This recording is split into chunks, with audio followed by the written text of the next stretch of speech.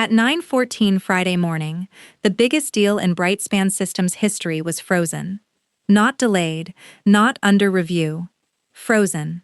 Westmark Benefit Group had put its $110 million, 5-year cloud services agreement on formal hold less than 48 hours before the signature BrightSpan had been promising everyone was inevitable. Sales had already forecast the revenue internally. Our CEO had referenced the deal in board preparation, and my boss, Brian Whitaker, had personally told senior leadership it would be finished by Friday.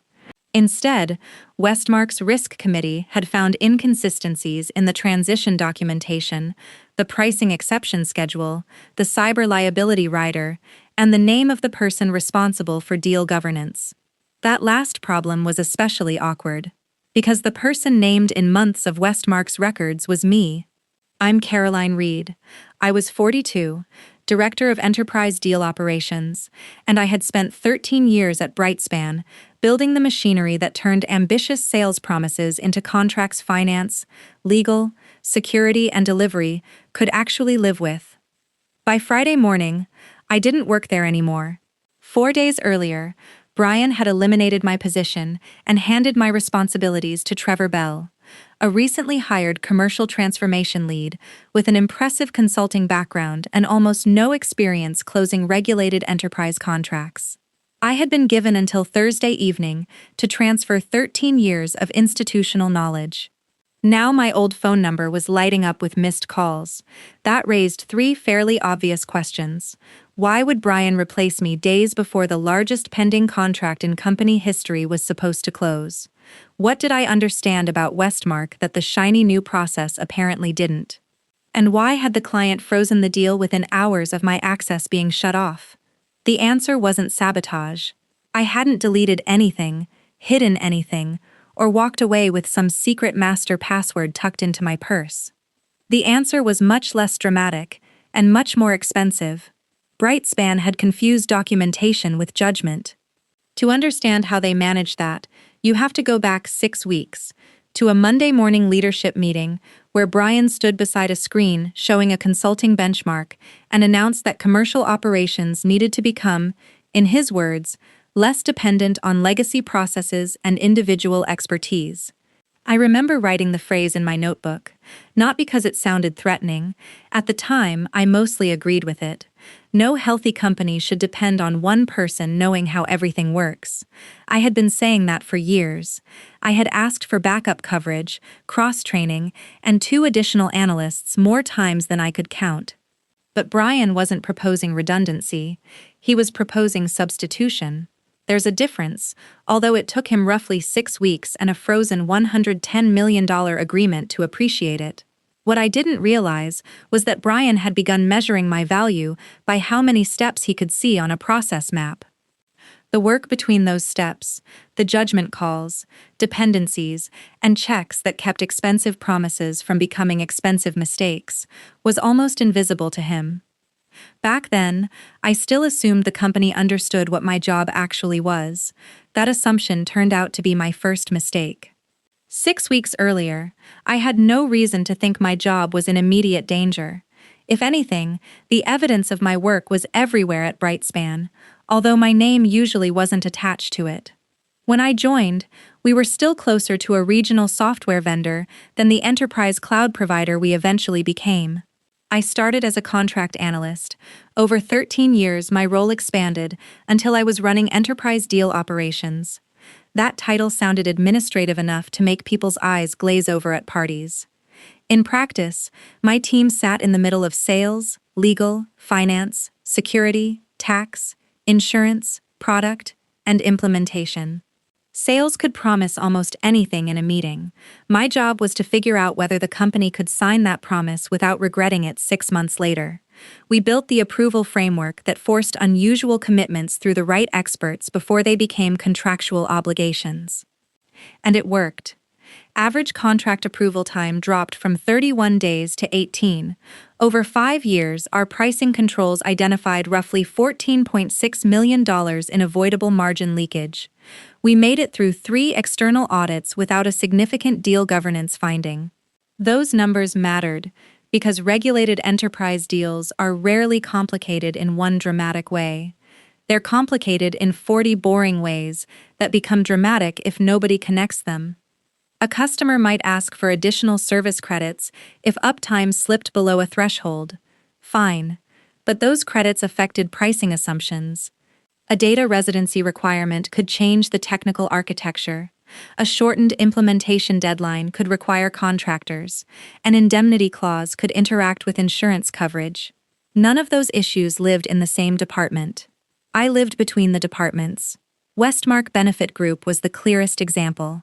Their 5-year agreement was worth $110 million, and I had spent 9 months helping coordinate more than 80 negotiated exceptions involving security, insurance, pricing, implementation, and regulatory requirements. Their procurement director knew that if she asked me a question, I would not tell her what she wanted to hear just to keep the call pleasant. If I didn't know, I said I didn't know. If legal needed 2 days, I said 2 days.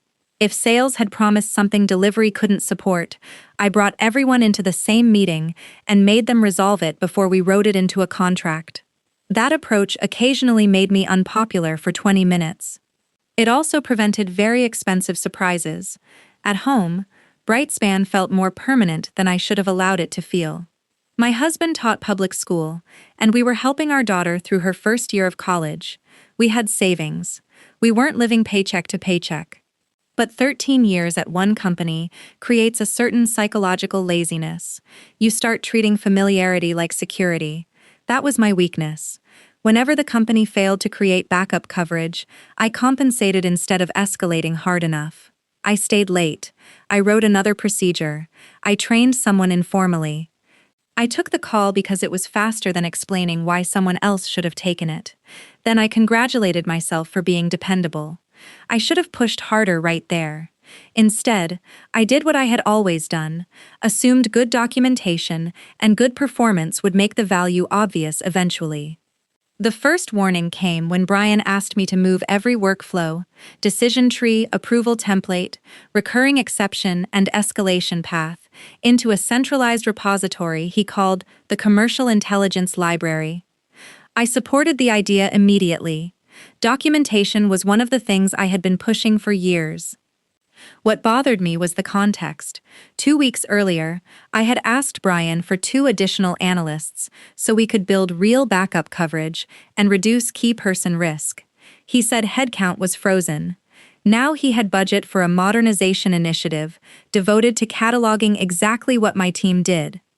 During our one-on-one, I asked him, "Are we planning to staff any of the coverage gaps this library is going to expose?" He leaned back and said, "The goal is to reduce the need for specialized coverage." That was the first sentence that made me look at the project differently. He wasn't trying to strengthen the system around experienced people. He was trying to prove the experienced people were optional. Brian's argument was not ridiculous, which was part of the problem.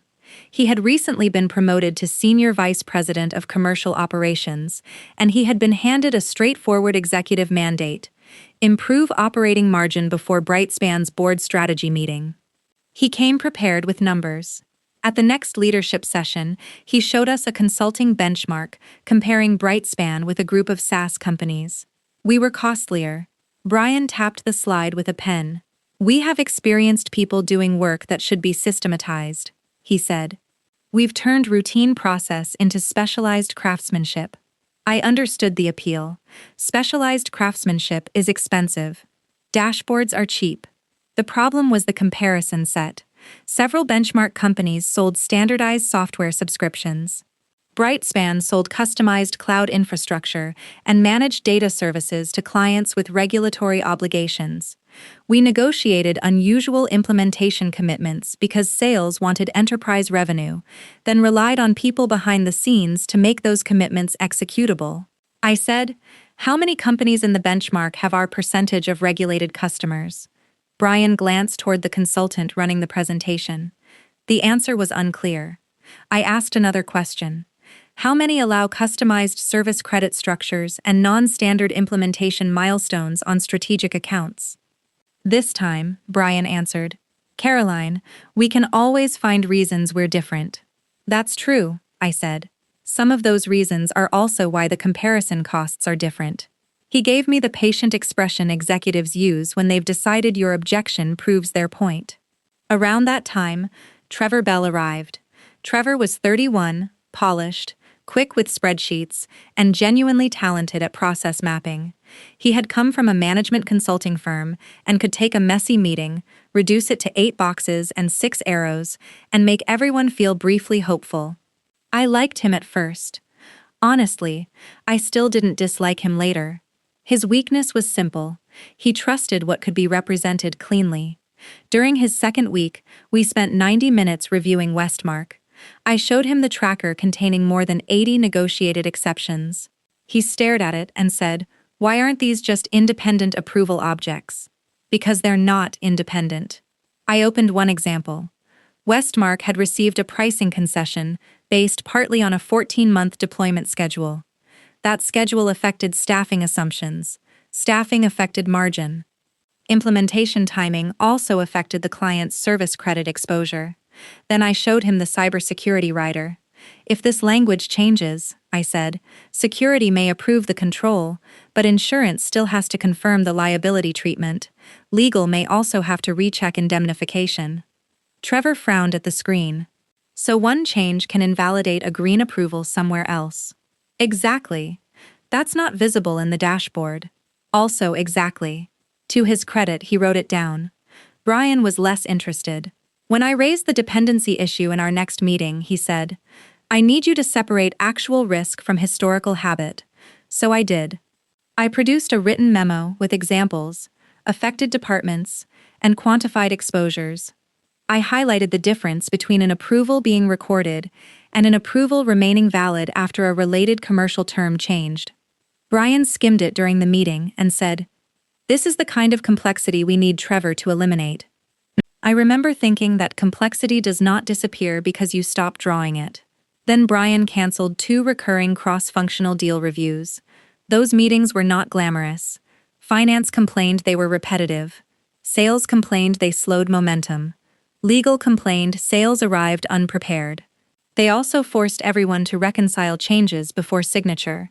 Trevor replaced them with dashboard reporting. The dashboard was cleaner. It was also blind to exactly the dependencies I had documented. 2 weeks before Westmark's planned signature, Brian called me into his office. He said he wanted Trevor to begin assuming final authority immediately, so the new operating model would be reflected before the board strategy meeting. I asked, "For Westmark too?" "For everything." I told him that transferring governance ownership in the middle of final approval created unnecessary risk. I recommended a 60-day overlap so Trevor could observe a full cycle across several major contracts. Brian shook his head. "We don't need 2 people doing one job for 2 months. It isn't one job twice, it's a controlled transition." He folded his hands. 10 business days. I looked at him for a moment, waiting for some sign that this was a negotiating position. It wasn't. 13 years of accumulated judgment had just been assigned a 2-week handoff window because a board slide needed to look efficient. And I still had not understood what Brian intended to do when those 10 days were over. Monday morning, I walked into conference room 4B, expecting a Westmark readiness meeting. Brian was already there. So was a woman from Human Resources. There was no Westmark agenda on the screen. I knew what kind of meeting it was before anyone said a word. Brian gestured toward the chair across from him. "Caroline, thanks for coming in." The HR representative introduced herself, then slid a folder toward me. Brian took over. "As part of the commercial operations redesign, we're consolidating enterprise deal operations into Trevor's commercial transformation function." He paused just long enough to make the sentence sound procedural. "Your director position is being eliminated." There are moments when your brain becomes strangely practical. I did not think about 13 years. I did not think about loyalty. My first thought was that Westmark was supposed to sign on Friday. I asked, "Who owns final deal governance?" "Trevor. He's been here less than 3 months." Brian's jaw tightened slightly. "This isn't performance-related, Caroline. It's an organizational evolution. That phrase was almost impressive. HR explained the severance package, benefits continuation, and separation timeline. Then Brian added the part he clearly believed was reasonable. Given where we are with Westmark, we'd like you to stay through Thursday for knowledge continuity. Get Trevor fully current, transfer the open items, and make sure there are no loose ends. I looked at him. And after Thursday? If something minor comes up, I'm sure we can reach out. That was the moment my relationship with BrightSpan changed, not when he eliminated the role. When he assumed I would continue doing it for free. For 13 years, that probably would have worked. I had answered calls on vacation. I had joined meetings while sick. I had fixed problems at 9 at night because it was faster than watching 5 people argue about who owned them. My loyalty had trained people to expect access. I asked HR, "Does the severance agreement include post-employment consulting?" She checked the document. No. I turned to Brian. Would BrightSpan like to negotiate a consulting arrangement if support is needed after my employment ends? He looked irritated. I don't think we need to make this transactional. I almost smiled. He had just eliminated my position because of an operating margin model. But apparently money became vulgar when I mentioned it. I said, "I'm only clarifying the terms. I did not sign anything in that room." I took the documents home, reviewed them carefully, and returned Tuesday morning with a handful of wording corrections. Nothing dramatic, nothing threatening. Then I did exactly what BrightSpan was paying me to do. I handed over my job. What changed was not the quality of my work, it was the boundary around it. I stopped anticipating requests nobody had made. I stopped building extra safety nets because I suspected someone might need them later. If a task belonged in the handoff, I completed it. If it belonged after my termination date, I documented where it stood and who owned the decision. From Tuesday through Thursday, I transferred every approved document, meeting record, decision log, risk memo, contact list, workflow, and escalation path stored in company systems. I did not hide files. I did not delete context. I did not leave cryptic notes. I made Trevor's handoff cleaner than most people would have made it after being fired. For Westmark, I created a written transition memo identifying 6 unresolved items. One involved the updated cyber liability rider. Another involved revised implementation milestone language. The most important involved a pricing exception whose approval depended on specific deployment assumptions remaining unchanged. I walked Trevor through the memo. He asked good questions. At one point, he said, "So if sales moves the implementation date again, finance has to look at this one again." Yes. Even if the dashboard still shows approved? Yes. He nodded and typed a note. Brian stopped by late Thursday afternoon. "All set?" Trevor said, "I have everything Caroline documented." Brian looked at me. "Good. Then we're ready." That sentence stayed with me. At 6:02 Thursday evening, I handed in my laptop and badge. The security desk deactivated my access while I stood there. I walked outside into a Chicago evening, carrying one cardboard box with a coffee mug, a framed family photo, and a notebook that belonged to me. I expected to feel devastated. Mostly, I felt tired. For the first time in 13 years, if BrightSpan had a problem after 6 o'clock, it was not automatically my problem. That felt less like revenge than finally putting something down. My strategic response was almost boring. That mattered. I knew if anything went wrong, people might assume I had engineered it, so I made my conduct clean. Every handoff action was documented, company files stayed where they belonged, and every boundary was in writing. There was no dramatic exit email, no folder of company secrets copied to a personal drive, no carefully planted failure, waiting to go off after I left. I followed the separation agreement. I kept only personal employment documents I was legally entitled to retain. Everything related to BrightSpan's customers, contracts, pricing, controls, and internal processes stayed in BrightSpan Systems. Before my access ended, I sent HR one final note confirming that my employment concluded Thursday evening and that any professional services requested afterward would require a separate written agreement. That was it. The leverage was never a password. It was judgment plus continuity. Over 9 months, Westmark's contract had accumulated more than 80 negotiated exceptions. Each individual decision was documented. The difficult part was knowing when a change in one area required somebody to reopen a decision somewhere else. A process library could tell you that finance approved a pricing exception. Experience told you the approval had conditions. A dashboard could show a green box. Experience told you whether the assumptions underneath that green box were still true. Westmark also had a vendor risk requirement Brian had treated as administrative detail. Material changes in deal governance during final approval had to be disclosed. I had reminded him of that twice in writing. Because I had been the named BrightSpan governance owner throughout the negotiation, changing ownership before signature meant Westmark needed an updated responsibility matrix.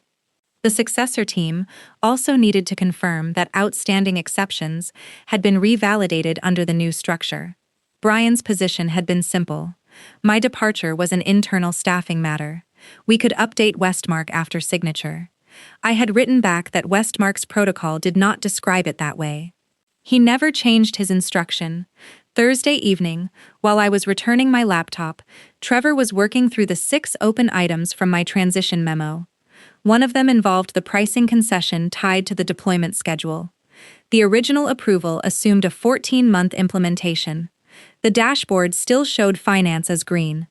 What Trevor did not catch was that sales had recently agreed to shorten deployment from 14 months to 11. That was not a cosmetic edit. 3 fewer months meant a more aggressive staffing curve, higher contractor exposure, and a different service credit risk if implementation milestones slipped. Under our control framework, finance and implementation had to reapprove the exception. The note was in my transition memo. The original finance decision record also referenced the 14-month assumption, but Trevor saw the green approval status and treated the item as complete. He sent Westmark the existing approval package. I knew none of this. At home, my husband had ordered takeout because neither of us felt like turning my last day at BrightSpan into a ceremonial dinner. Our daughter called from school and asked how I was doing. I told her, unemployed before dessert, apparently. She laughed, then asked if I was worried. I was. 13 years is a long time to walk away from a paycheck, especially when tuition invoices have a remarkable ability to arrive regardless of your personal growth. But I also felt something I had not felt in years: unavailable. Around that time, my BrightSpan email account shut off. The next morning, Westmark's procurement director sent me a question. She wanted clarification on the revised implementation package and the governance transition. Her message bounced back. User no longer active, so she contacted Trevor. She asked when I had left. She asked whether Westmark had been formally notified that the named governance owner had changed. Then she compared the deployment schedule in the latest package with the assumptions attached to the finance approval. 14 months in one place, 11 in another. That discrepancy did not prove BrightSpan had done anything improper. It did tell a risk professional that the final package might contain approvals based on outdated assumptions, and once Westmark started checking one dependency, the rest became visible very quickly. The important part is that I did not cause any of it. I had documented the transition requirement. I had documented the 6 open items. I had documented the conditional approval. Management had all the information. What they no longer had was the person who instinctively knew which line in one document should make you reopen 3 others. By Friday morning, a routine verification request had become a much more serious question. What else had BrightSpan marked complete that was no longer valid? Westmark's first Friday morning request sounded manageable. They asked Trevor to confirm that he had formally assumed governance ownership and to provide the updated responsibility matrix. He did. Then they asked for evidence that the 6 unresolved items listed in my transition memo had been completed under the new ownership structure. That was where the problem stopped being administrative. The dashboard had not failed. It reported exactly what it was designed to report. Trevor had not realized that, over 9 months of negotiation, Westmark had received references to several BrightSpan control identifiers in prior correspondence. Their procurement and risk teams were not asking for general reassurance, they were asking BrightSpan to reconcile specific decisions. Trevor opened the records. Finance was first. The pricing exception showed approved. Then Finance compared the approval record with the latest deployment schedule. 14 months had become 11. The prior approval was withdrawn pending recalculation. Implementation reviewed the new timeline next. Their team determined that an 11-month deployment required additional contractors that were not included in the original staffing model. More contractors meant higher cost. Higher cost affected margin. Compressing the schedule also increased the likelihood of missing milestone dates that carried service credit exposure. One green box turned red, then another. Security reviewed the newest version of Westmark's cyber liability rider. The updated rider had been uploaded Wednesday. Security had reviewed the technical requirements, but BrightSpan's insurer had not formally accepted the revised liability treatment. Legal then noticed that an indemnification clause referenced the same coverage. By late morning, what Trevor had treated as one completed pricing exception had opened into 4 separate issues across finance, implementation, insurance, and legal. And Westmark was watching the reconciliation happen in real time. At 11:07, their risk team invoked its contractual right to pause final approval until BrightSpan provided a reconciled control package. The $110 million agreement was officially frozen. That was when the executive calls started. The CFO joined first and asked the obvious question. Why did the dashboard show finance approved? Trevor answered honestly. Because finance had approved it. The CFO said. Then why isn't it approved now? Trevor pulled up the decision record. The approval was based on the 14-month deployment assumption. And the current schedule? 11. There was a pause. Then the CFO asked, does the dashboard test whether the assumptions changed? Trevor said, no. It reports the recorded approval status. Legal joined a few minutes later. One of the attorneys found my earlier memo, explaining exactly that limitation. Approval status did not automatically revalidate interconnected conditions after a material contract change. Brian was on the call. He said, we need to focus on resolution, not relitigate process design. Which was executive language for please stop reading the memo she wrote before I fired her. The chief revenue officer joined next. He wanted to know how long the freeze would last. Nobody could answer. Then he asked another question. Who owns the cross-functional reconciliation now? Trevor was technically the governance owner, but governance ownership and cross-functional judgment were not the same thing, and by then everyone could see the distinction. Trevor said, I do. The chief revenue officer asked, have you run one of these reconciliations before? No, that answer was not Trevor's failure. It was Brian's staffing decision. Meanwhile, I was nowhere near any of this. I was driving to an appointment I had scheduled weeks earlier. My phone rang through the car speakers. BrightSpan. I let it go to voicemail. A few minutes later, it rang again. Same number. I let that one go too. Then a text appeared from Brian. 5 minutes of context. Urgent. I pulled into the parking lot before responding. I wrote, I no longer have system access and cannot advise on company matters outside an engagement. Please coordinate through HR if BrightSpan would like to discuss professional services. I read it twice before sending. Old Caroline would have called immediately. Old Caroline would have told herself that Westmark mattered, that colleagues were under pressure, that 5 minutes would not hurt anything. 5 minutes was how 13 years of unpaid availability had been built, not all at once, 5 minutes at a time. So I sent the message and went inside. Back at BrightSpan, the situation kept spreading. Finance needed updated margin calculations. Implementation needed to rework staffing assumptions. Insurance had to review the revised rider. Legal had to reconcile indemnification language against whatever coverage insurance accepted. Security needed to confirm that no technical commitments had changed while the paperwork moved. Westmark's procurement team refused to take verbal assurances. They wanted a clean package showing which approvals remained valid, which had been refreshed, and who now owned each control.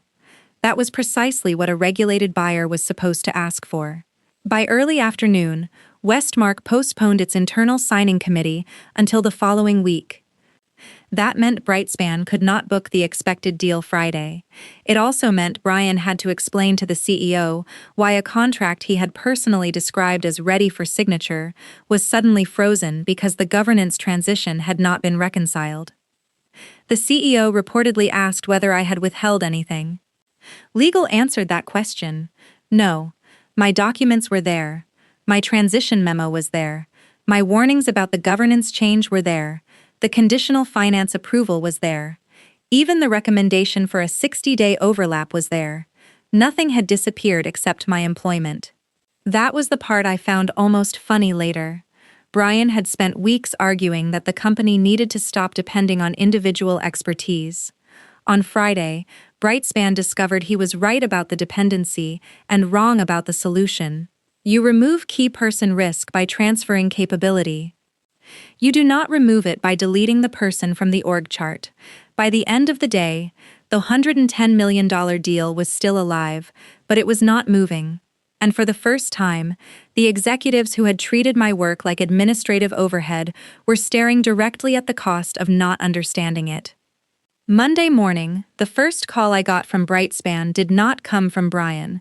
It came from Meredith Shaw, BrightSpan's general counsel. That told me more than anything Brian could have said. Meredith was practical, precise, and not interested in pretending the previous week had been a normal transition. She said BrightSpan wanted to discuss a short-term consulting engagement focused on stabilizing Westmark, briefing Trevor, and rebuilding the final governance package. I said I was willing to discuss terms. An hour later, I joined a video call with Meredith, the CFO, Brian, and one procurement manager. Brian opened as though we were picking up a paused internal project. "We're looking for a few days of support to get Westmark across the line," he said. "We can work out something based on your prior compensation." I had expected that, so I answered carefully. My prior compensation covered employment. Salary, benefits, paid time off, continuity, and a long-term relationship with the company. BrightSpan ended that arrangement. Consulting is a different commercial relationship. Brian frowned. "This is really just transition support." "No," I said. "Transition support ended Thursday at 6:02 when my employment ended." Meredith did not interrupt. I continued.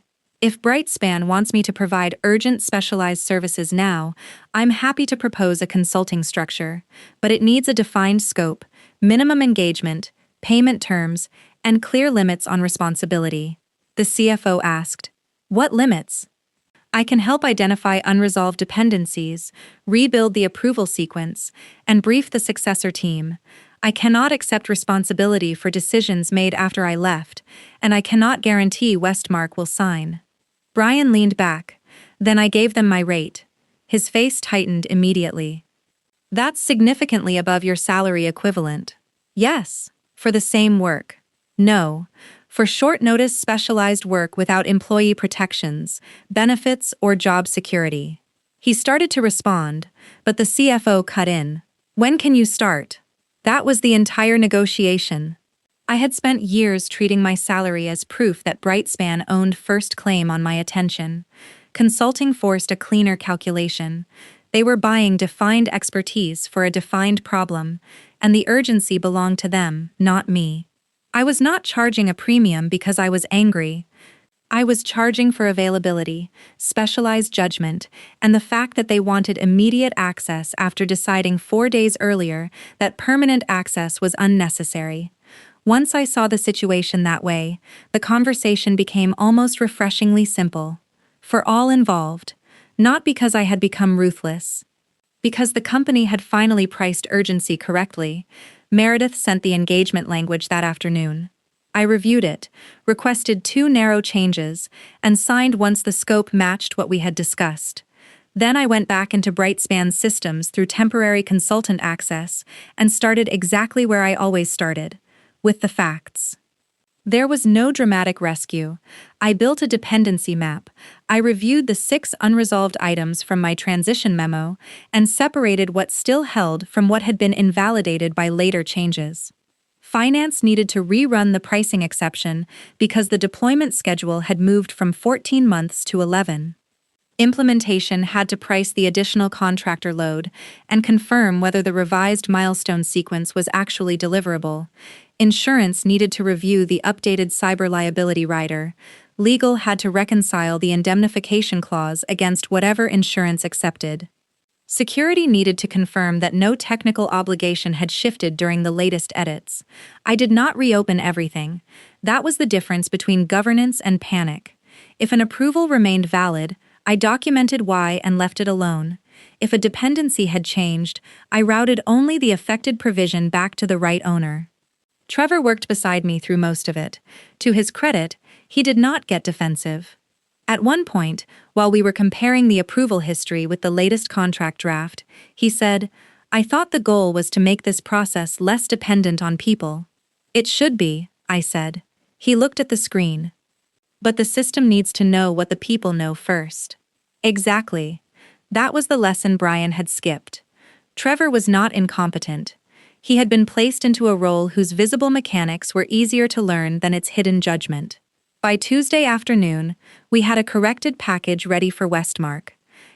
Before it went out, BrightSpan held a final executive review. Meredith had the documentation open. Brian tried to frame the previous Friday as an unforeseeable transition issue. "We moved quickly," he said, "but nobody expected the ownership change to trigger this level of client review." Meredith clicked into one of my earlier emails. Caroline did. She read the date. Then she opened the second warning I had sent, about Westmark's requirement to disclose material governance changes during final approval. The CFO asked Brian, "You saw these?" Brian said, "I saw the emails. I disagreed with the risk assessment." That answer was at least accurate. Meredith then pulled up my recommendation for a 60-day overlap. The meeting did not need theatrics after that. The record spoke for itself. BrightSpan sent Westmark the corrected package Tuesday. Their risk team spent Wednesday validating the refreshed approvals, responsibility matrix, coverage language, and implementation assumptions. On Thursday, Westmark's signing committee reconvened. They released the freeze. The $110 million deal survived. I was pleased, not because BrightSpan had been rescued from some disaster I wanted them to suffer. Dozens of people had worked on Westmark, and most of them had nothing to do with Brian's decision. I had never wanted the contract to fail. I wanted responsibility to land where it belonged. It did. The CEO removed enterprise deal governance from Brian's organization, pending a broader operational review. Trevor continued working with me through the end of the engagement, asking better questions each day. Brian did not apologize. Instead, during my final call, he asked whether I would consider discussing a permanent return once things settled. I said, "No, thank you." He looked surprised. For years, BrightSpan had benefited from the fact that I treated loyalty like an obligation. That habit was over. I finished the work, sent my invoice, and logged out of BrightSpan for the last time. This time, I knew exactly what my expertise was worth, and more importantly, so did they. BrightSpan closed the Westmark agreement 1 week later than originally planned. The company did not collapse. Nobody was escorted out by security. There was no dramatic boardroom execution. The delay was embarrassing, and it forced several uncomfortable explanations, but the $110 million contract was signed, and the business continued. That was appropriate. Trevor kept his job. Leadership recognized something I had already concluded. He had been put into a position he was not prepared to inherit. He was reassigned to process automation, where his skills actually fit the work, and BrightSpan hired a senior deal governance leader above the function. Brian's consequence was quieter. And in corporate life, quiet consequences are often the ones that matter. His planned operating model expansion was suspended. Enterprise governance was removed from his control. His cost reduction program went through executive review instead of receiving the broad authority he had expected. Most importantly, senior leadership stopped assuming his judgment was automatically sound. Several months later, I heard that Brian had been moved into a narrower strategic role and then left BrightSpan. I never found out whether the departure was completely voluntary. I also never tried very hard to find out. There is a point where someone else's career stops being your story. Mine was moving in a better direction. I had also learned something uncomfortable about loyalty. Loyalty is useful when it runs in both directions. When it becomes a reason to accept chronic understaffing, invisible responsibility, and permanent availability, it stops being loyalty and starts becoming a discount you keep giving the same employer. During my job search, I noticed how differently other executives described the work. They asked about governance design, regulated contracting, margin protection, and succession planning. Nobody treated the ability to connect those functions as administrative overhead. The conversations made me realize how narrow my frame had become after 13 years inside one organization. I had spent so long defending the value of the role internally that I had forgotten I could take that value somewhere else. That realization mattered more to me than winning one argument with Brian. The consulting engagement changed the way I thought about my own experience. For 13 years, I had measured my value through one company's compensation system and one manager's opinion of what counted as efficient. The market had a different opinion. I accepted a vice president of commercial governance position at a larger healthcare technology company. The salary increase was meaningful. I had a team of 8, but the thing I cared about most was something I should have demanded years earlier: backup coverage. Every critical responsibility had a documented secondary owner. Major processes had cross-training schedules. Nobody earned points for becoming the only person who could solve a problem. Before I started, I took 3 weeks off. 3 actual weeks. No laptop, no quick question, no joining a call from a parking lot because somebody else had forgotten to prepare. When I eventually sat down for my first leadership meeting at the new company, one of the executives was discussing operational resilience. He said, "We have a few processes that are too dependent on individual expertise." I almost laughed. Instead, I said, "I agree, but removing dependency means transferring knowledge responsibly. It doesn't mean pretending the expertise never existed." That sentence became one of the principles we used when reviewing critical functions. Every time I said it, I thought about Brian's commercial intelligence library. The funny part was that his library had worked. The workflows were there. The decision trees were there. The approval templates were there. My warnings were there. The records that eventually helped BrightSpan repair Westmark were all sitting exactly where I had left them. Information had never been the missing piece. Judgment was. Companies should absolutely build systems that survive individual employees. People leave, people retire. People get promoted. Depending permanently on one person is bad management. But there is a responsible way to eliminate that risk. You identify what the person actually does. You transfer the knowledge. You build redundancy. You let the successor develop judgment before handing them the consequences. What you do not do is decide experience is merely expensive clutter, remove it 4 days before a major closing, and hope a green dashboard has absorbed 13 years of context. That is not efficiency. It is simply an expensive way to discover what the experience was worth.